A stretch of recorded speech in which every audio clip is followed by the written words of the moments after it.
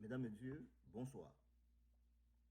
Bienvenue dans ce premier journal de Costo TV, une initiative qui se veut d'information, de conscientisation, dans le but d'améliorer la vie en société. Aujourd'hui, nous avons un seul titre au journal, pas de justice, pas de paix. Pas de justice, pas de paix, c'est une phrase aussi simple que bonjour, qui nous rappelle simplement que le maintien de la paix dans nos sociétés, dans nos maisons, dans nos civilisations, ne peut se faire de manière propre et durable que par la résolution des injustices flagrantes qui nous affectent. Oui, après plusieurs observations et plusieurs recherches, nos équipes de Costo TV ont pu constater que, pour la plupart du temps, les situations de conflit que nous connaissons dans nos sociétés, dans nos civilisations, même dans le monde entier, ont une cause liée aux injustices non résolues. Et nous pouvons donner plusieurs exemples, même les deux guerres mondiales, et plus particulièrement la Première Guerre mondiale. L'assassinat d'un prince héritier a été à l'origine de cette guerre. C'est une situation d'injustice. Et à ce jour, nous connaissons encore beaucoup d'injustices dans nos sociétés. Il n'y a pas de société parfaite, ça nous le savons. Il n'y a aucune société parfaite. Toutes les sociétés se battent pour parfaire leur manière de faire. Et de génération en génération, il en sera ainsi. Pas de justice, pas de paix est un leitmotiv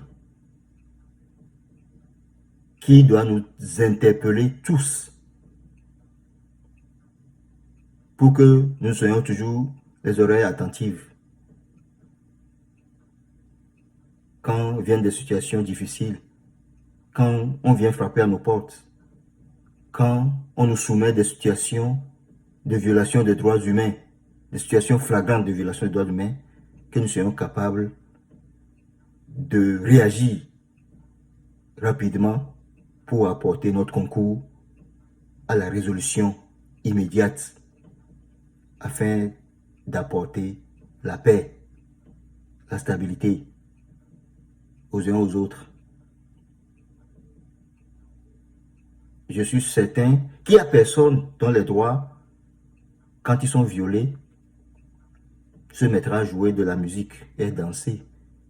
Surtout quand c'est des droits qui ont été extrêmement violés.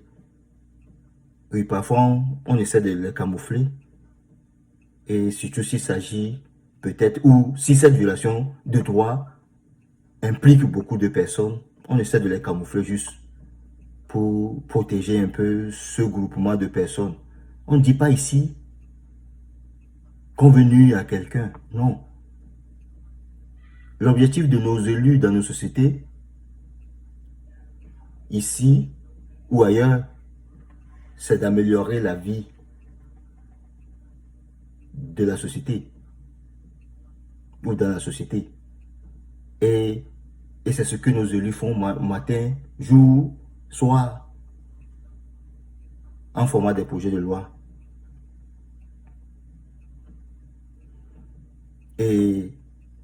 Mais s'il y a une chose à laquelle nous voulons conscientiser du monde, c'est ce qui se passe dans les milieux carcéraux.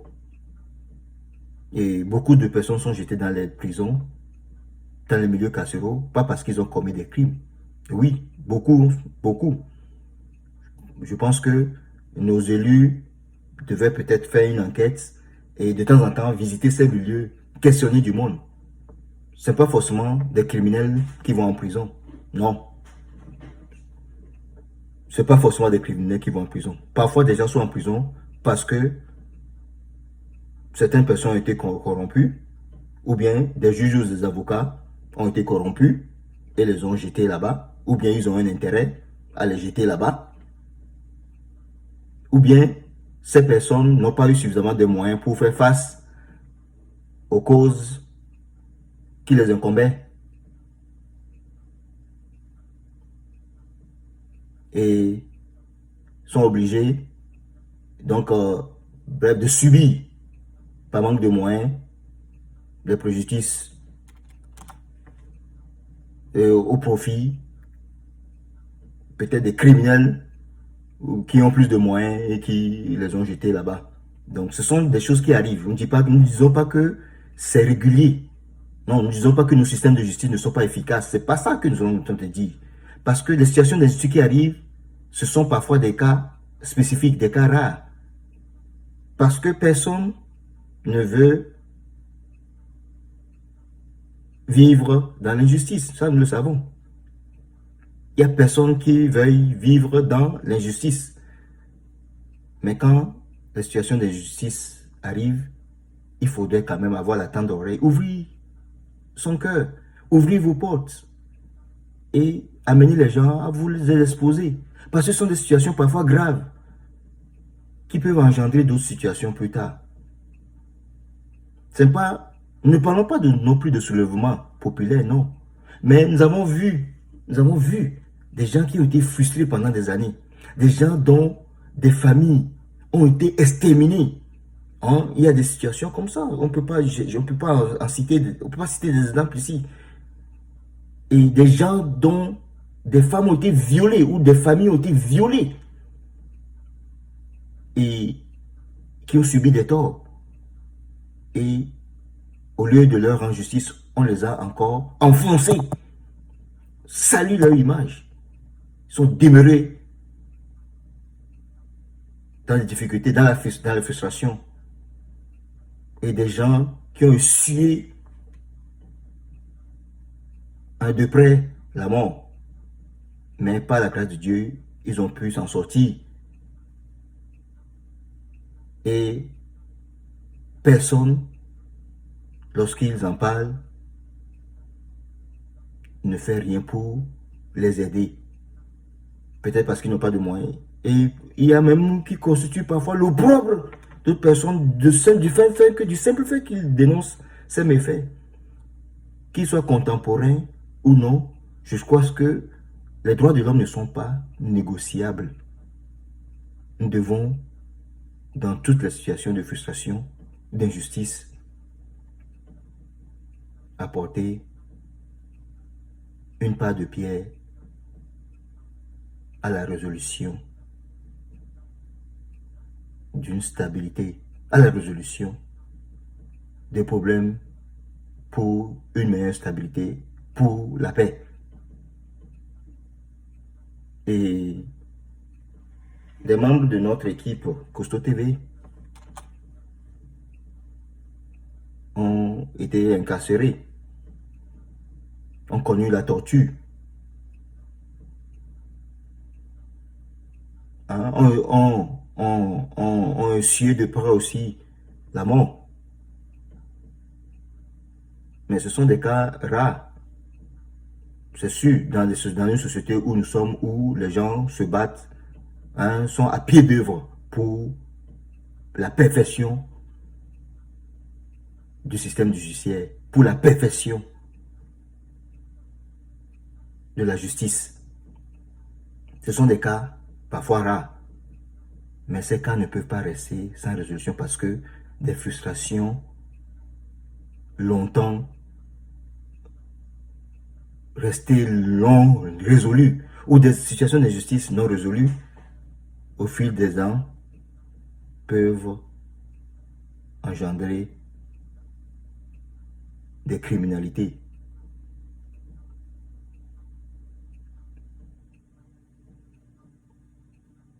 Oui, des gens qui ont été parfois, qui ont subi parfois des injustices, nous allons voir, et puis très souvent ce qui arrive, c'est que c'est des innocents qui subissent les torts. Vous voyez, quelqu'un qui a été frustré pendant des années, hein, qui a vu des membres de sa famille détruits, qui a vu hein, beaucoup de méfaits, des injustices hein, extrêmes qui ont été commises à son endroit. Et il s'est hein, peut-être il s'est confié à des personnes, aux personnes qui sont en mesure de lui apporter des solutions. Et rien n'a été fait. Mais humainement parlant, avec le temps, si cette personne vraiment n'est pas dotée d'un pouvoir magique divin, c'est sûr que au fil des ans, cette personne va essayer de vouloir, peut-être va essayer de se venger. Et c'est ce qui arrive très souvent. C'est l'origine de nos crimes. C'est l'origine des crimes qui sont perpétrés dans nos civilisations, dans nos sociétés. Très souvent. Hein, parce que si on analyse bien, ce n'est pas seulement des malades mentaux qui commettent des crimes. Ou bien, non, non c'est toujours une situation. Hein, beaucoup de crimes ont été commis dans nos sociétés. Et puis, très souvent, ce sont les innocents qui subissent les torts après. Et finalement, ça finit par peut-être des fusillades, on va tuer la personne qui a peut-être subi l'injustice et qui, parce qu'elle a réclamé justice pendant des années, et on a camouflé les affaires, les histoires, parce que les gens se disent, ben, si cette histoire émerge, ah, nous allons être punis, etc., etc. Non, il faut, je crois, nous avons le devoir de pouvoir justement émerger, faire émerger en surface tout ce qui a été englouti pendant des années, que ce soit des situations d'injustice contemporaine ou pas, ça requiert une réparation, une certaine forme de réparation. Nous prenons juste un exemple banal hein, pour un peu élucider hein, ce désir qui est intrinsèque en nous, hein, ce désir de responsabilité civile, entre guillemets, qui est intrinsèque en chacun de nous face aux injustices hein, ou bien face à des frustrations. Je prends par exemple, prends un exemple banal. Hein, nous sortons d'un métro et il y a beaucoup de personnes qui se bousculent et quelqu'un peut-être voulant faire un geste déplacé et puis nous donne un coup à la joue et puis voilà, le sang commence par couler dans ma bouche parce que cette personne voilà, a fait éclabousser donc, hein, des dents dans ma bouche là. Alors, qu'est-ce qui arrive? Une telle personne, naturellement, le premier geste, quand cette personne observe ce qu'il a fait par mégade, ce qu'elle a fait par mégade à l'endroit de la victime, qu'est-ce qu'elle fait? Automatiquement, je crois que cette personne accourt vers la personne et dit, mais excuse-moi, pardon, est-ce que tu n'es pas blessé? Moi, ce sont des gestes naturels, intrinsèques qui sont en nous, donc qui relèvent même du désir de chacun de nous de pouvoir réparer les torts que nous causons aux autres. C'est pas parce qu'on n'a pas vu la personne tomber hein, alitée sur un matelas là ou bien en train de mourir, de se morfondre, etc. Avant qu'on sache qu'il y a quelque chose. Non, il y a eu des miracles. Les gens ont subi des torts. et ils ont failli mourir, mais ils sont sortis. Il y a des faits, il y a des effets spirituels aussi qui se produisent parfois. Bon, on ne faut pas rentrer dans la métaphysique. Mais tu dis que des gens qui ont subi, des gens qui ont subi des injustices au moment opportun ont subi des plaies, des blessures, hein, qui auraient pu leur coûter la mort. Il y a beaucoup de choses. Mais avec le temps, peut-être parce que ce sont des hommes de foi qui ont été peut-être guéris et qui ont été, hein, vous voyez, qui ont pu surmonter tous ces aspects. Mais avec le temps, qui réclament qu'on parle de cette situation pour essayer d'améliorer la vie en société, pour essayer de remettre les points sur les i, pour que ça ne se reproduise pas. Alors, mes chers, mesdames, messieurs, c'est important dans ce journal et que nous attirons votre attention pour que vous agissiez. Vous agissiez quand vous allez écouter ce journal, que vous ne restez pas les bras croisés. Des injustices ont été commises, même dans notre équipe de Costo TV. Et nous sommes prêts à vous en parler plus amplement. Mais nous avons confiance que, ne serait-ce que ce petit journal que vous écoutez ou que vous allez écouter, vous permettra de peut-être trouver une solution rapidement pour donner la paix du cœur et une résolution qui procure la joie à tous ceux qui ont subi ces préjudices. Nous savons que vous pouvez le faire, vous allez le faire, parce que nous sommes dans une société qui se veut parfaite. Une société qui se veut parfaite, une société qui aspire à être un paradis sur terre. Et je dis, la meilleure société au monde n'est pas une société humaine, c'est une société divine, c'est le paradis, c'est sûr. Mais les sociétés humaines qui se veulent parfaites, je crois que commencent d'abord par éliminer les injustices. Parce que Dieu est un Dieu de justice. Nous devons résoudre des situations d'injustice. Tous ceux qui ont déjà entendu des situations d'injustice, qui ont frappé leurs oreilles, que ce soit pas à travers ce que nous disons ou d'autres situations, il est temps que vous réagissez et que vous nous appeliez à l'ordre. Nous allons vous les révéler. Et vous allez les résoudre parce que vous avez la capacité de les résoudre, parce que vous voulez les résoudre, parce que c'est pour ça que vous êtes là. Et c'est pour ça que parmi vous, des gens de l'autorité, c'est pour résoudre des situations de justice et améliorer la vie en société. Et nous allons vous aider à y parvenir à travers nos remarques, nos conscientisations. Aidez-nous à mieux vous aider. Oui, c'est important de dénoncer. Même les autorités nous diront, ou bien des gens qui sont dotés d'une certaine autorité vous diront, dénoncer les situations. Oui, dénoncer. La dénonciation n'a pas pour objectif de détruire qui que ce soit. Non. Mais la dénonciation, c'est une manière de faire entendre une situation qui n'est pas normale et qui doit être résolue. La dénonciation, le premier objectif de la dénonciation n'est pas la destruction, mais ceux qui s'opposent à la dénonciation, c'est certainement ceux qui ont commis ou commettent des méfaits et qui ne veulent pas que ça soit résolu. Très souvent, c'est eux qui s'opposent aux dénonciations. Et mais quelqu'un qui est frustré pendant longtemps, qui a subi des injustices pendant longtemps, ne peut pas garder silence toute sa vie. Non, ça finit pas toujours émerger à la surface. Ça finit toujours par être dénoncé. Et c'est en ce moment donné qu'on commence par avoir des oppositions. On renvoie des gens, on jette des gens dans le cachot parce qu'ils sont en train de dénoncer. Peut-être c'est des gens, des groupes, des petits groupes, des marginaux qui ont commis ce genre de choses pendant des années et qui en commettent encore. Et que cette petite dénonciation peut conduire vers eux. Alors, ça devient un conflit ingérable.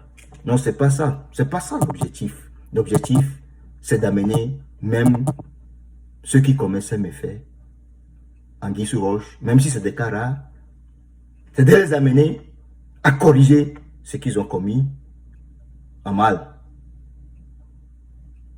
Pas de justice, pas de paix.